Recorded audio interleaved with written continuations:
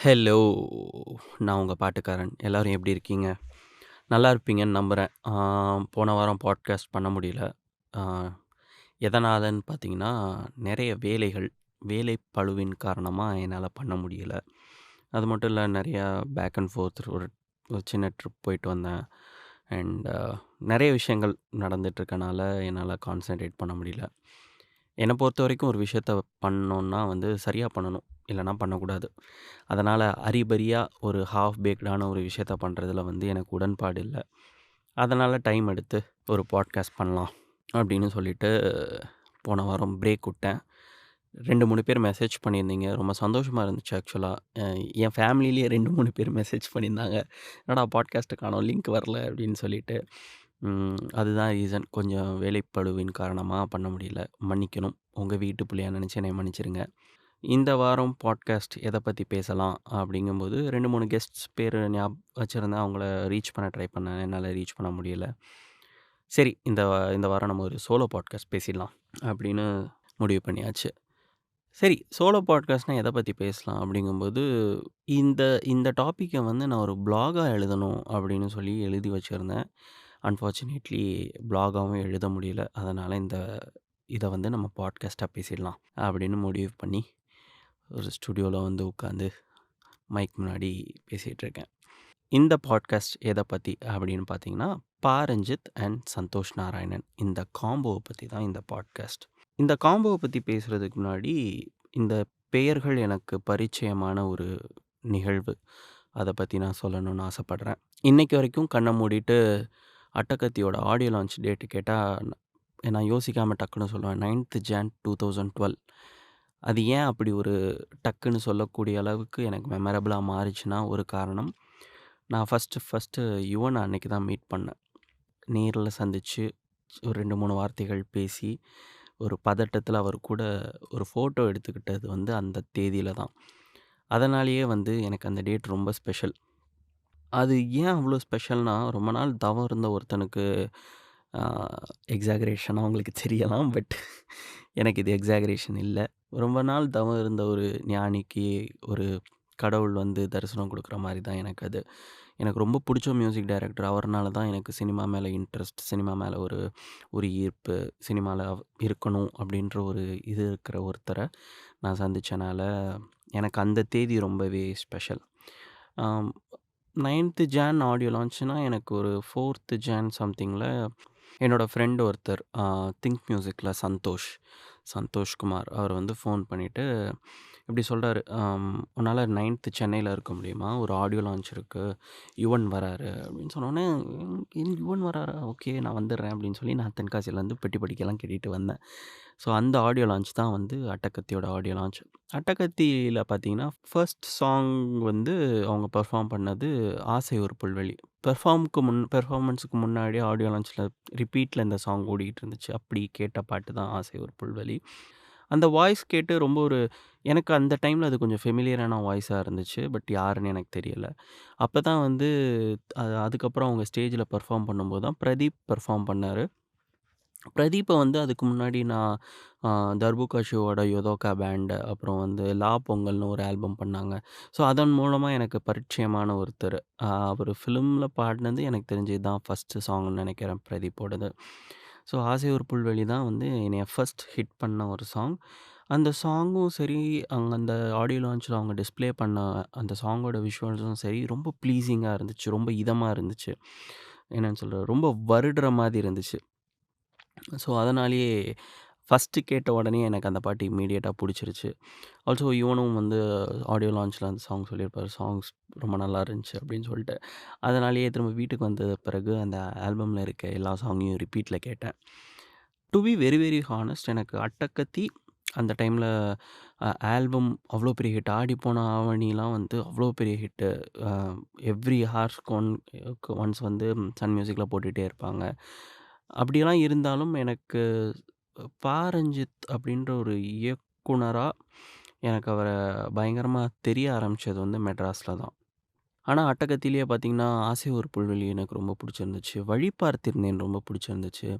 "வழி பார்த்திருந்தேன்" பார்த்தீங்கன்னா, சந்தோஷ் நாராயணன் வந்து அவங்க வீட்லயே ஸ்டுடியோ செட்டப் இல்லாம சும்மா வீட்லயே சும்மா ரெக்கார்ட் பண்ண சாங் தான் அது. பட் அதோட குவாலிட்டி, அதோட புரொடக்ஷன் பார்த்தீங்கன்னா, அவ்ளோ நீட்டா இருக்கும். அந்த பாட்ட வந்து பிரதீப் குமாரே எழுதி பாடியிருப்பாரு. ரொம்ப ஒரு ப்ளீஸிங்கான ஒரு சாங். அதில ஒரு வரி இருக்கும். அ "சில்லென்ற காற்று என்னை கடிக்கின்றதே" அப்படின்னு எழுதியிருப்பாரு. அது ரொம்ப நல்லாருக்கும். ஸோ அந்த பாட்டு எனக்கு ரொம்ப பிடிக்கும். தென் கானா பாலாவோட இன்ட்ரோடக்ஷன் "ஆடிப்போன ஆவணி" அண்டு "நடுக்கடல்ல கப்பல் இறங்கி" 2 பாட்டு கானா பாலா அந்த படத்தில பாடியிருந்தாரு. "ஆடிப்போன ஆவணி" சொல்லவே தேவையில்ல எவ்வளோ பெரிய ஹிட்ன்னு. தென் எனக்கு அந்த ஆல்பம்ல இன்னும் ரொம்ப புடிச்ச சாங் வந்து அ "அடியேன் கான மயில்னு" சொல்லிட்டு ஒரு சாங் இருக்கும். ஸ் அது வந்து ஒரு ஒரு ஃபோக்கிஷான ஒரு கானா கானான்னு சொல்ல முடியாது. ஒரு ஃபோக்கிஷ் டச்சுல ஒரு சாங். அதுவும் புடிச்சிருந்துச்சு. பட் எஸ்பெஷலி "ரூட்டு தல" அந்த சாங்கும் அந்த டைம்ல ரொம்ப ஒரு பாப்புலரான சாங்கா இருந்துச்சு. "ரூட்டு தல" வந்து முத்தமிழ் எழுதியிருந்தாரு. சத்யன், பாலக்காடு ஸ்ரீராம் பாடியிருந்தாங்க. ஸோ இதுதான் வந்து அட்டகத்தி ஆல்பமா ஒரு இன்ட்ரோவாச்சு. அட்டகத்தி பார்த்தீங்கன்னா, ஜான்ல ஆடியோ லான்ச் ஆச்சு. பட் படம் ரிலீஸ் ஆனது ரொம்ப ஒரு 6 மந்த்ஸ் கேப்க்கு அடுத்து தான் ரிலீஸ் ஆச்சு.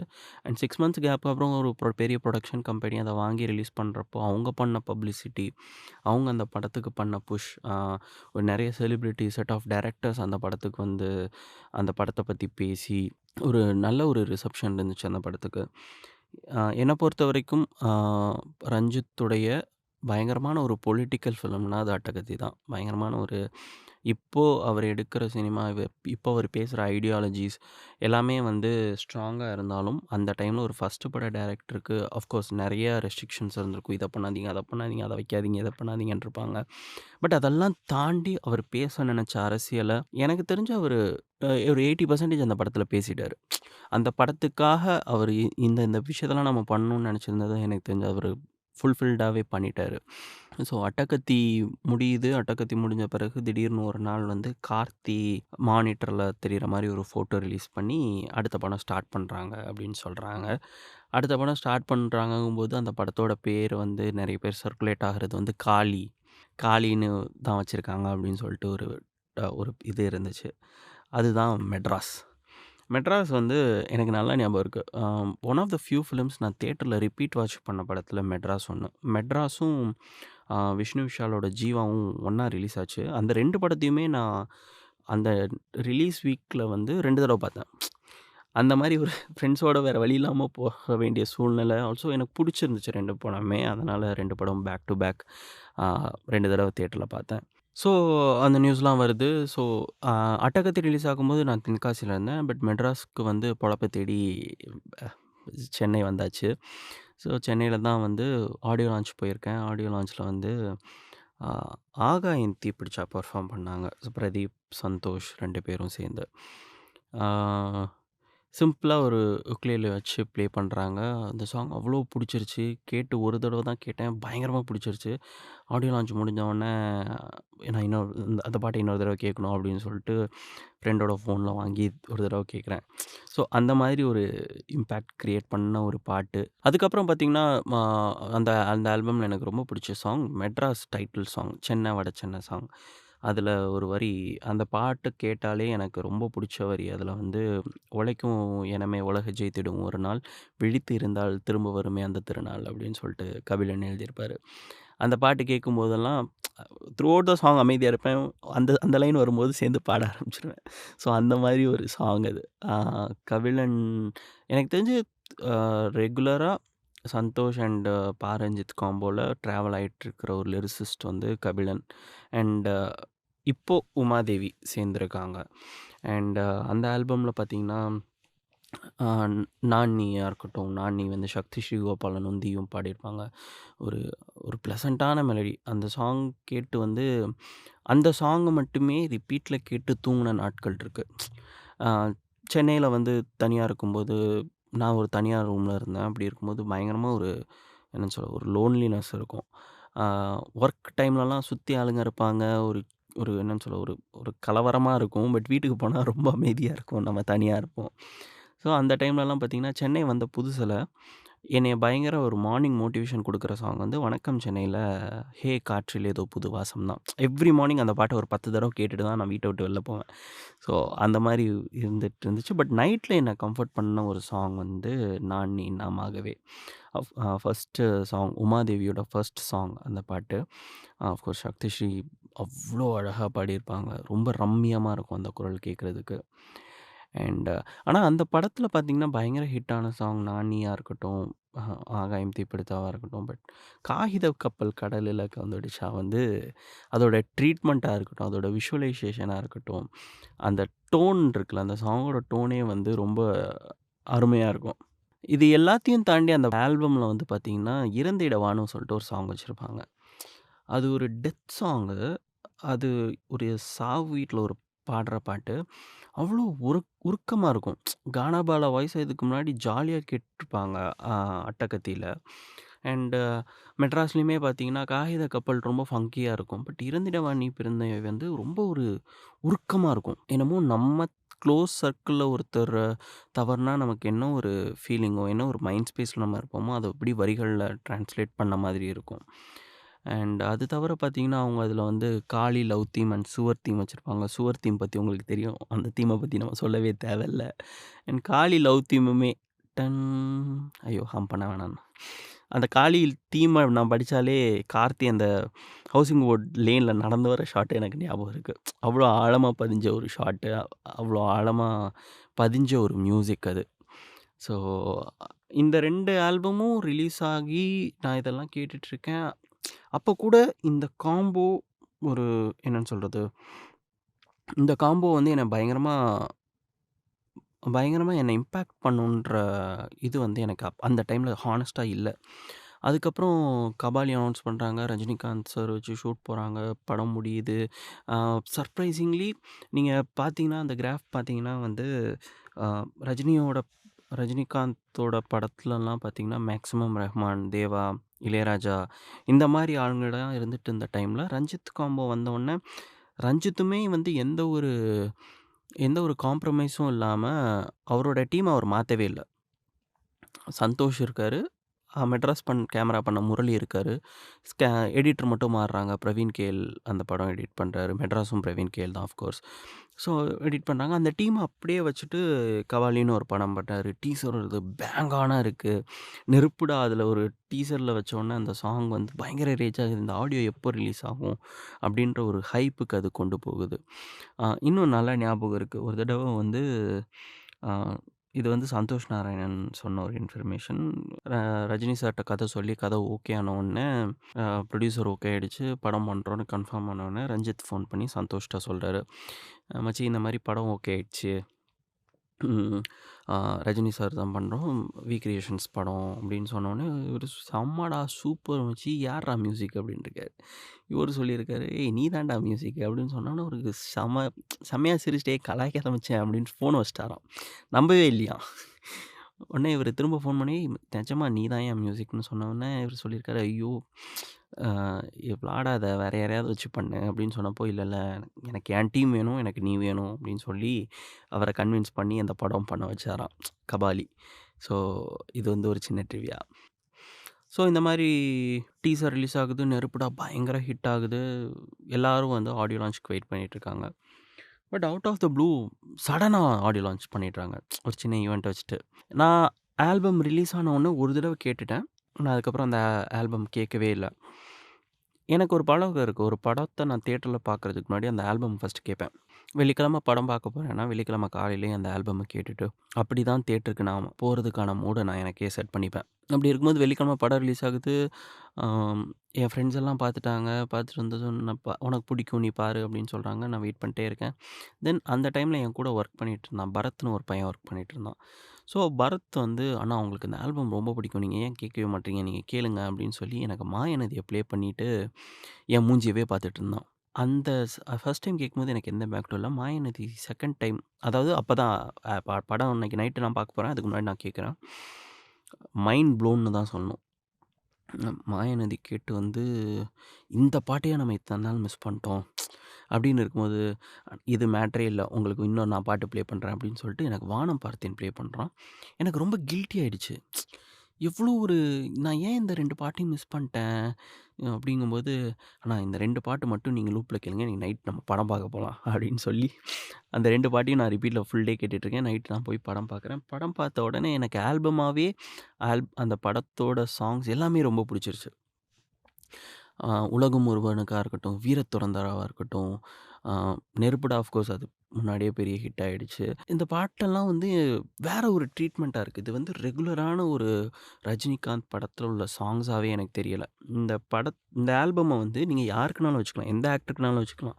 இப்ப யூசுவலாவே வந்து ரஜினிகாந்த் சாரோட இன்ட்ரோடக்ஷன் சாங்னா எஸ்பிபி சார் தான் பாடணும், பாடிட்டு இருந்தாரு. அந்த மாரி ஒரு ஒரு சொல்லப்படாத ஒரு விதி இருந்துச்சு. மியூசிக் டைரக்டர் மாறுவாங்க. ஆனா, எஸ்பிபி சார் வந்து பாடுறது, இன்ட்ரோ பாடுறது வந்து மாறாமயே இருந்துச்சு ரஜினிகாந்த் சாருக்கு. பட் அத அத டோட்டலா உடைச்சுட்டு உலகம் ஒருவனுக்கா பார்த்தீங்கன்னா, கானாபாலாவும், ரோஷன் ஜாம்ராக்ன்னு சொல்லிட்டு ஒரு மலேசியன் ரேப்பரும் பாடியிருப்பாங்க. அனந்து கூட. அண்ட் வீரதுரந்தரா பார்த்தீங்கன்னா, கானாபாலா, லாரன்ஸ், பிரதீப் குமார், அகைன் ரோஷன் ஜாம்ராக். ஸோ ஒரு அன்கன்வென்ஷனலான ஒரு ஒரு விஷயத்த வந்து அந்த ஆல்பம்ல மேபி இது இது இப்படி தான் பண்ணணும்னு அவங்க நெனச்சு பண்ணாங்களா? இல்ல ஒரு ஃப்ளோல பண்றாங்க. பட் அதெல்லாம் தானா அந்த இடத்துல வந்து உட்காருதானே தெரியாம அதெல்லாம் இருந்துச்சு. ஸோ அந்த மாதிரி ஒரு விஷயம் தான் வந்து வீரதுரந்தராவா இருக்கட்டும், உலகம் ஒருவனுக்காக இருக்கட்டும். எ வீரதுரந்தாவோட ட்ரீட்மெண்ட்லாம் வந்து பயங்கரமா இப்போ கொஞ்ச நேரம் முன்னாடி கூட அந்த பாட்டு கேட்டு வந்தேன். அதோட ஸ்டார்ட்டிங் லீடு பிரதீப் பாடும்போது வந்து வீரதுரந்தராங்கும்போது வந்து தும் தும் தராரா அப்படின்னு ஆரம்பிக்கும்போது வந்து வேற ஏதோ எதிர்பார்ப்போம். பட் அந்த சாங் நம்மள வந்து வேற ஒரு ட்ராவல்ல கொண்டு போயிரும். அது வேற ஒரு ஜர்னியாவே இருக்கும் டோட்டலாவே.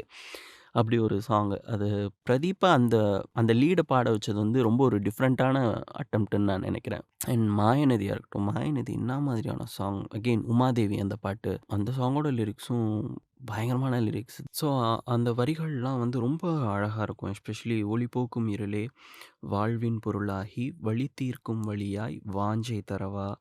அப்புறம் "தேசமெல்லாம் ஆளுகின்ற ஒரு படையை நான் அடைந்தேன். காலமெனும் வீரனிடம் என் கொடியை நான் இழந்தேன்." என்ன மாரியான வரிகள் ரொம்ப அழகா எழுதியிருந்தாங்க. ரொம்ப என்ன சொல்ல, அந்த பாட்டெல்லாம் படம் முடிச்சுட்டு, ஆ நான் எந்த ஒரு ரஜினிகாந்த் படத்தையும் ஒரு தடவைக்கு மேல தியேட்டர்ல பார்த்ததில்ல. ஆமா. கபாலி மட்டும் நான் 3 தடவ பார்த்தேன். Just because of Mayanadhi and Mayanadhi scene சாங்குக்கு வர முன்னாடி அந்த சீன். அவ்ளோ அழகா அத கன்ஸ்ட்ரக்ட் பண்ணியிருப்பாங்க.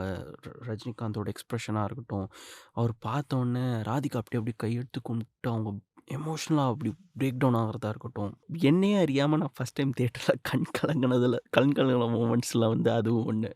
ஸோ மாயாநதி அண்ட் இத முடிச்சுட்டு வந்து அ திடீர்னு வந்து ஒரு போனஸ் ட்ராக் ரிலீஸ் பண்றாங்க. "தூண்டில் மீனுக்கு தூக்கம் ஏதடி" அப்படின்னு சொல்லிட்டு. அகெயின் கபிலன், பிரதீப், தி, கல்யாணி வேற லெவல் ஒரு சாங் அது. என்ன சொல்றது? சில சாங்லாம் கேட்டா நமக்கே ஒரு அமைதி வரும்ல, அந்த மாரியான ஒரு சாங். "தூண்டில் மீன்ல" எஸ்பெஷலி ஒரு லைன் இருக்கும். ஆ "ஒரு துளி மழையிலே உயிர்க்குளம் நிறையுதே" அப்படின்னு சொல்லிட்டு. அந்த வரிய என்னால விவரிக்கவே முடியாது. அந்த வரிய வந்து நீங்க கேட்கும்போதும், வாசிக்கும்போதும், இல்ல சொல்லி பார்க்கும்போதும் உங்களுக்கு ஒரு ஒரு உணர்ச்சி வரும்ல. அதுதான் அந்த அந்த பாடலோட அழகுன்னு நான் நெனைக்கிறேன். "ஒரு துளி மழையிலே உயிர்க்குளம் நிரம்புதே" அப்படின்னு சொல்லி எழுதியிருப்பாரு. So this is about Kabali. Kabali முடியுது. கபாலி முடிஞ்ச உடனே காலா. காலாவ பத்தி சொல்லணும். காலா வந்து ரொம்ப ஒரு முக்கியமான படம். ஏன் நெறைய விஷயத்துல. அ முக்கியமா வந்து நான், சந்தோஷ் நாராயணன் மற்றும் அ பா. ரஞ்சித் அவங்க 2 பேரு கூடயும் ஒர்க் பண்ண ஃபர்ஸ்ட்டு படம். என்னோட பொலிட்டிக்கல் என்னோட ஐடியாலஜிஸ என்னன்னு சொல்றது? எனக்கு ஒரு எனக்கு அவங்க கூட ஒர்க் பண்ணதே சரி, அவங்க கூட பேசினது, பழகுனது, அவங்க கூட இன்ட்ராக்ட் பண்ண விஷயங்கள், எல்லாமே வந்து எனக்கு ரொம்ப ஒரு ஐ ஓப்பனிங்கா இருந்துச்சுன்னு தான் சொல்லணும். ஒரு தடவ பேசிட்டு இருக்கும்போது நான் கேட்டேன், "எதுக்கு காலா? ஏன் காலான்னு பேர் வைக்கிறீங்க?" அப்படின்னு சொல்லும்போது சொன்னாரு, "யூசுவலாவே கருப்புன்றது மேல வந்து உலக அளவுல ஒரு அவர்ஷன் இருக்கு. கருப்ப வந்து தீமையா நெறைய பேர் சொல்லுவாங்க. அது யார் நிர்ணயிச்சா? யாரோ ஒருத்தவங்க சொல்றாங்க. அத நம்ம கண்மூடித்தனமா ஃபாலோ பண்றோம். அது நம்ம சின்ன வயசுலேருந்து கேட்கறனாலேயே வந்து கருப்புனா வந்து அழுக்கு, கருப்புனா வந்து ஆ தவறு, தீங்கு, தீமை அந்த மாரியான ஒரு போர்ட்ரயல்லயே கருப்புன்ற ஒரு விஷயம் இருக்கு. ஸோ கருப்புன்ற ஒரு விஷயத்தினால இந்த இந்த மாரியெல்லாம் இருக்கு. அதெல்லாம் உடைக்கணும் ஃபர்ஸ்ட்டு. அதனால காலா. அது மட்டும் இல்லாம படத்துக்கு காலான்ற பேர் ரொம்ப ஆப்ட்டா இருக்கு. படத்தில இருக்க கேரக்டர் பேரு காலா. அவரு போடுற ட்ரெஸ் கருப்பு. ஸோ இது எல்லாமே கைக்கூடி வந்தனால ஒரு கருப்பு அப்படின்னு சொன்னாங்க. எனக்கு அது ரொம்ப ஐ ஓப்பனிங்கா இருந்துச்சு. ஆமா சின்ன வயசுலேருந்து நம்ம கருப்புனா அழுக்கு, நல்ல நாள்னா வந்து கருப்பு ட்ரெஸ் போட்டா வீட்ல திட்டுவாங்க. எதுக்குன்னே தெரியாது. ஸோ அந்த மாதிரியான ஒரு விஷயமே நடந்துட்டு இருந்துச்சு. ஆல்சோ அதுக்கப்புறம் தான் கருப்பு உடைகளுக்கு பின்னாடி இருக்கிற அரசியலும், அதெல்லாம் தெரிய வந்துச்சு. 3 மந்த்ஸ் அந்த ஆல்பம் ஆடியோ லான்ச்சுக்கு முன்னாடி சந்தோஷ் நாராயணன் சார் கூடவும், ரஞ்சித் அண்ணா கூடவும் வந்து ஒர்க் பண்ணிட்டு இருந்த டைம்ல வந்து எனக்கு அது ரொம்ப என்ன சொல்றது? ரொம்ப இன்ஸ்பைரிங்கா இருந்துச்சு. அந்த ஜர்னி அவங்க கூட பண்ணது. அவங்க ஒரு பாட்டுக்கு எடுக்கிற சிரத்தை, ஒரு பாட்டுக்கு அவங்க போடுற என்னன்னு சொல்றது? ஒரு எஃபர்ட் இது பெஸ்ட்டா டெலிவர் பண்ணணும் அப்படின்னு சொல்லிட்டு அவங்க பண்றது, எல்லாமே வந்து கேட்கவே வந்து ஐ மீன் கேட்கறதுக்கும், பார்க்கறதுக்கும் அது ஒரு ஆல்பமா அது ஒரு ஷேப் எடுக்கிறத பார்க்கறதுக்கு வந்து ரொம்ப ஃபுல்ஃபில்லிங்கா இருக்கும். எஸ்பெஷலி ஃபர்ஸ்ட் மீட்டிங்ல வந்து நான் சந்தோஷ் நாராயண்ட்ட கேட்குறேன், "நெருப்புடா மாரி ஏதாவது ஒரு சாங் இருக்கா?" அப்படின்னு சொன்னோனே அவர் சொன்னாரு, "இதில கற்றவை பற்றவைன்னு நம்ம ஒண்ணு பண்றோம். அது ஒ அது உங்களுக்கு பிடிக்கும்." அப்படின்னு சொன்னாரு.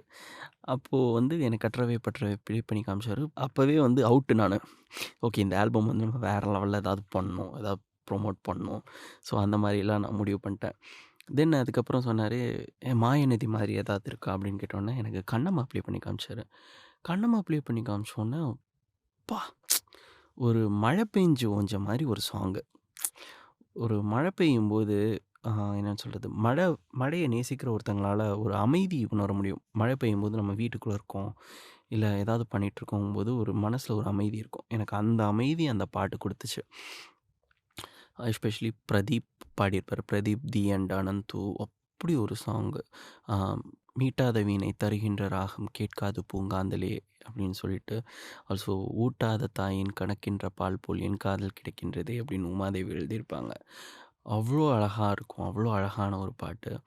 ஆனா, அ கற்றவை பற்றவையா இருக்கட்டும், கண்ணம்மாவா இருக்கட்டும், ஒவ்வொரு பாட்டையும் நான் கேட்கும்போது வந்து it it really grows on மீன்னு தான் சொல்லணும். ஒவ்வொரு தடவ கேட்கும்போது எனக்கு அது புதுசா இருக்கு.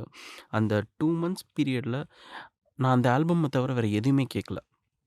எவ்ரிடே எந்திரிக்கும்போதும் அத கேட்டு இது எப்படி நம்ம பண்ணணும்? ஆ இத பெஸ்ட்டா பொசிஷன் பண்ணணும். அந்த மாரியான விஷயங்கள் எனக்குள்ள ஓடிட்டே இருந்துச்சு.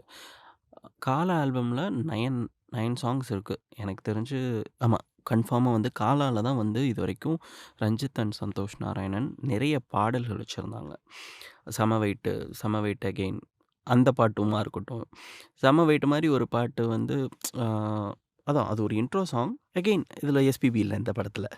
ஸோ ஹரிஹரன் ஆ சாரி ஹரிஹரசுதன், சந்தோஷ் நாராயணன், அருண்ராஜா காமராஜ் பாடியிருந்தாங்க. அண்ட் ஃபர்ஸ்ட் டைம் வந்து ஒரு டோபடெலிக்ஸ் அப்படின்னு சொல்லிட்டு பாம்பே பேஸ்ட் ஒரு ஹிப்ஹாப் பேண்டோட கொலாபரேட் பண்ணி சாங்ஸ் பண்ணியிருந்தாங்க. "சம வெயிட்" அவங்க பண்ணது. "போராடுவோம்" அதில அவங்க ராப் இருந்துச்சு. பாடுனதும் டோபடெலிக்ஸ் பேண்ட்ல உள்ளவங்க. "தெருவிளக்கு வெளிச்சத்தில" அந்த சாங்கு. "நிக்கல் நிக்கல் சல் சிதேரி" அதுவும் டோபடெலிக்ஸ். ஸோ இந்த மாதிரி அ வெரைட்டி ஆஃப் என்னன்னு சொல்றது, ஒரு சவுண்ட்ஸ கொண்டு வரதுல வந்து சந்தோஷ் நாராயணன் ரொம்ப ஒரு என்னன்னு சொல்றது, நெறைய எஃபோர்ட் எடுத்து பண்ணாரு. டோபட்டிலிக்ஸ் பேண்ட் வந்து பாம்பேல இருக்கிற ஹிப்ஹாப் ஃபாலோ பண்ற எல்லாருக்கும் தெரியும். தமிழ்நாட்ல இண்டி மியூசிக் ஃபாலோ பண்ற நெறைய ஒரு சின்ன சர்க்கிள்க்கு தெரியும். பட் காலா ஆல்பம்ல அவங்கள ஃபீச்சர் பண்ணது வந்து அவங்கள எல்லாருக்கும் தெரிய வச்சது. அண்ட் இன்னொருத்தர பத்தி பேசணும். இந்த ஆல்பம்ம பத்தி பேசும்போது, அறிவு. அறிவு வந்து எனக்கு 2014லயோ, 15லயோ நான் ஃபர்ஸ்ட் டைம் நான் அவர்ட்ட பேசுறேன். அப்ப வந்து எனக்கு ஒரு ஒரு "போதும் வன்முறை பெண்கள் மீது" அப்படின்னு சொல்லிட்டு ஒரு இண்டிபெண்டன்ட் சாங்க என்ட்ட கொண்டு வந்து குடுத்து, அ அந்த சாங்க நம்ம ரிலீஸ் பண்ண நான் ஹெல்ப் பண்ணேன். அப்படி இருக்கும்போது தென் "உரிமையை மீட்போம்" வந்து அறிவுன்னு வரிகள் பார்த்தோனே, "ஏய் இது நம்ம அறிவா?" அப்படின்னு சொல்லிட்டு எனக்கு ஒரு டவுட் இருந்துச்சு. அந்த டைம்ல நான் அவரோட நம்பர மிஸ் பண்ட்டேன். பட் ஆடியோ லான்ச் அன்னைக்கு அ அறிவு தான் எனக்கு தெரிஞ்ச அறிவு தான் இந்த பாட்ட எழுதியிருக்காருன்னு சொன்னோனே எனக்கு ரொம்ப சந்தோஷமா இருந்துச்சு. ஏன்னா, அவர் ரொம்ப நாளா ஒரு இண்டிபெண்டன்ட் ஸ்பேஸ்ல வந்து நெறைய சாங்ஸ் பண்ணிட்டுருக்காரு. ஃபர்ஸ்ட் டைம் வந்து ஒரு ஃபிலிம்க்கு பண்றாரு. அது ஒரு ரஜினிகாந்த் படத்துல அது பிளேஸ் ஆகுறாரு. ரஜினிகாந்த் படத்துல அவர் லான்ச் ஆகுறாருங்கிறது வந்து எனக்கு ரொம்ப ஒரு சந்தோஷமா இருந்துச்சு. பயங்கரமா எழுதியிருப்பாரு. அ "உரிமையை மீட்போம்" சாங்கா இருக்கட்டும். பட் எனக்கு ஆல்பம்ல ரொம்ப பிடிச்ச சாங் "கண்ணம்மா" அண்ட் "கற்றவை பற்றவை". "கற்றவை பற்றவையில" ராப் போர்ஷன்ஸ் பயங்கரமா இருக்கும். அகைன் கபாலில ராப் பண்ண ரோஷன் ஜாம்ராக் தான் வந்து இதுவும் பண்ணியிருப்பாரு. ஆ ஸோ அப்படியே போச்சு. ஆடியோ லான்ச் ஆச்சு. ஆடியோ லான்ச் அன்னைக்கு எனக்கு மறக்க முடியாத ஒரு ரெகக்னிஷேஷன் வந்து ஆ இதுவரைக்கும்னா சந்தோஷ் நாராயணன் எனக்கு குடுத்தது. ஆடியோ லான்ச் அன்னைக்கு ஆடியோ லான்ச் வென்யூக்கு போறேன். போன உடனே என்னைய கட்டி பிடிச்சுட்டு சொன்னாரு, "சுதீர் ரொம்ப சந்தோஷமா இருக்கு. நான் எதிர்பார்த்த ஒர்க்க நீ டெலிவரி பண்ணியிருக்க." ஆ அப்படின்னு சொன்னாரு. இன்னைக்கு வரைக்கும் எனக்கு மறக்க முடியாத ஒரு அப்ரிசியேஷன் அவர் குடுத்தது. அண்ட் ரஞ்சித் அண்ணாவுமே வந்து ஃபர்ஸ்ட் டைம் நான் அவருக்கு ஒர்க் காட்டுற வரைக்கும் எனக்கு ஒரு இது இருந்துச்சு. இவங்க என்ன சொல்லுவாங்க? ஏது சொல்லுவாங்கன்னு. பட் ஃபர்ஸ்ட் டைம் ஒர்க் காட்டுனதுலேருந்து ஹி செட், "எதுனாலும் நீ அசிஸ்டன்ட் டைரக்டர்ஸ ஃபாலோ பண்ணியிருக்கோ. எனக்கு உன் மேல நம்பிக்கை இருக்கு. நீ இத பண்ணுவ." அப்படின்னு சொன்னாரு. ஒரு ரஜினிகாந்த் கூட ஒரு செகண்ட் படம் பண்ற ஒரு டைரக்டர். என்ன மாரி ஒரு சின்ன பையன், இவன் இத பண்ணுவானா? பட் நான் ஃபர்ஸ்ட் டைம் அந்த ஒர்க்க காமிச்ச பிறகு, அதுக்கப்புறம் நான் ஆடியோ லான்ச் அன்னைக்கு தான் நான் அவர பார்க்குறேன். அதுவரைக்கும் அந்த 2 மாசத்துல வந்து 2 தடவ அவர மீட் பண்ணேன். ஒரு மியூசிக் ப்ரிவ்யூ ஷூட்டுக்கு போனேன். அதுக்கப்புறம் ஆடியோ லான்ச் அன்னைக்கு தான் பார்க்குறேன். அவரு எனக்கு குடுத்த அந்த நம்பிக்கை இருக்குல்ல, ஒருத்தன் மேல ஒரு ஒரு நம்பிக்கைய வச்சு ஒரு வேல குடுக்கும்போது, நம்ம ஒரு எக்ஸ்ட்ரா எஃபோர்ட் போட்டு அத பெஸ்ட்டா டெலிவர் பண்ணணும்னு நமக்கு ஒரு ப்ரெஷர் இருக்கும்ல. அந்த ப்ரெஷர் எனக்கு குடுத்துச்சு. பட் அந்த ப்ரெஷர் ரொம்ப என்ஜாய் பண்ணி நான் பண்ணேன். ஏன்னா, எனக்கு இந்த படத்து மேலயும் எனக்கு சந்தோஷா இருக்கட்டும், ரஞ்சித்தா இருக்கட்டும், அவங்க மேலயும் ஒரு எக்ஸ்ட்ரா அட்டாச்மெண்ட். இவங்க இத நம்ம நம்ம மேல நம்பிக்கை வச்சிருக்காங்க. இவங்களுக்கு ஏதாவது எக்ஸ்ட்ராவா பண்ணிட்டோம் அப்படின்னு சொல்லி இறங்கி வேலை செஞ்சேன். காலா. காலா ஆல்பம் இன்னைக்கு வரைக்கும் என்னோட one of my favourite. Even Kaala film. Kaala படம் வந்து எனக்கு ரொம்ப ரொம்ப பிடிக்கும். ஃபர்ஸ்ட் டைம் எனக்கு தியேட்டர்ல பார்க்கும்போது செகண்ட் ஹாஃப் கொஞ்சம் ஆ எனக்கு ஒர்க் அவுட் ஆகாத மாதிரி இருந்துச்சு. பட் அதுக்கப்புறம் நான் ஒரு தடவ பார்க்கும்போது தான் அந்த படத்துக்கு பின்னாடி இருக்க கிராஃப்ட் வந்து புரிஞ்சது. ரொம்ப அழகா பில்ட் பண்ணியிருப்பாரு. படத்துல இருக்கிற டென்ஷன் எல்லாமே. 2 சீன் நான் சொல்லணும். ஒண்ணு வந்து லெனின் வீட்ட விட்டு போறேன்னு சொல்ற சீன். லெனின் வந்து காலாவோட கடைசி பையன். வீட்ட விட்டு போறேன்னு சொல்ற சீன். அப்புறம் வந்து அந்த தங்க சிலை சாங் முடிஞ்ச பிறகு அந்த அவங்க ஃபேமிலி எல்லாருமே இந்த ஏரியா விட்டு போலாம் அப்படின்னு சொல்லும்போது இருக்கிற சீன். 2 சீனும் எனக்கு ரொம்ப பிடிக்கும். பொலிட்டிக்கலா பயங்கரமான விஷயத்த அவரு சொல்லியிருப்பாரு. அது எல்லாத்தையும் பில்ட் பண்றது ஒரு ரஜினி மாரி ஒரு ஆக்டர வந்து இந்த ஸ்டோரி சொல்லி, இதுக்கு பின்னாடி இருக்க மோட்டிவ் சொல்லி, அவர புரிய வச்சு, அவர் இத பண்றதெல்லாம் வந்து ரொம்ப பெரிய விஷயம். அண்ட் காலா முடிஞ்சது. தென் அப்பப்போ பேசிட்டு இருப்போம்.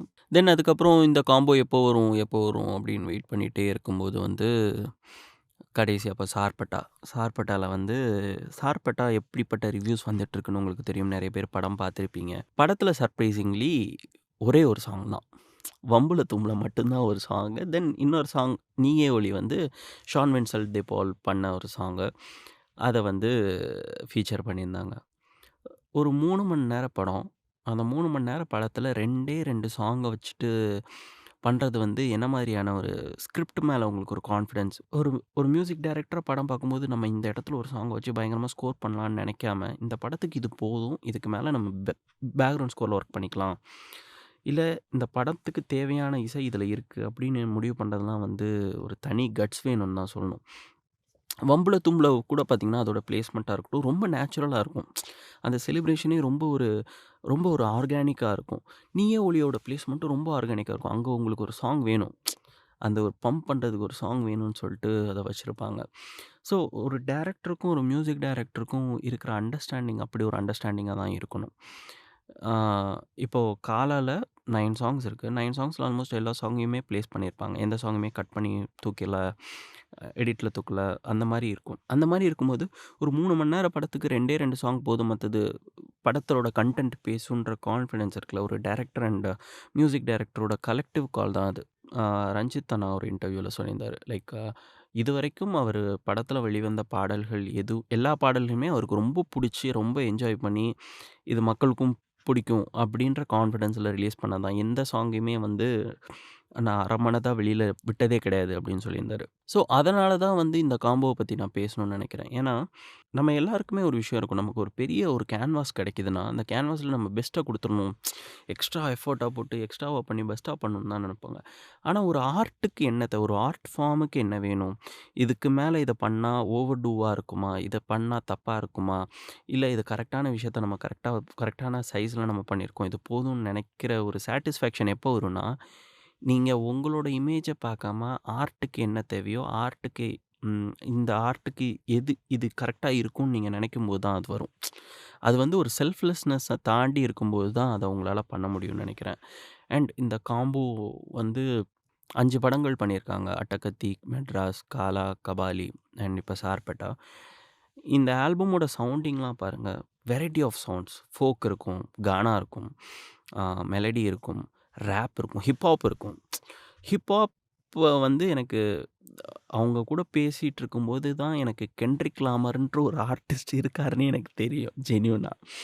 ஸோ ரஞ்சித் அண்ணாவும் சரி, சந்தோஷ் சாரும் சரி, அவங்க வந்து கென்ட்ரிக் லாமரோட மியூசிக்க எனக்கு இன்ட்ரோடியூஸ் பண்ணது அவங்க தான். அவன் கென்ட்ரிக் பேசின ஒரு பாலிடிக்ஸ இன்ட்ரோடியூஸ் பண்ணது. கென்ட்ரிக் லாமர்னு ஒரு ஆர்டிஸ்ட் இருக்கான். அவன் இந்த மாதிரியான ஒர்க் பண்ணிட்டு இருக்கான். நீ கேளு அப்படின்னு சொல்லி தான் எனக்கு கென்ட்ரிக் லாமர்ன்ற ஒரு ஆர்டிஸ்ட்டே தெரியும்.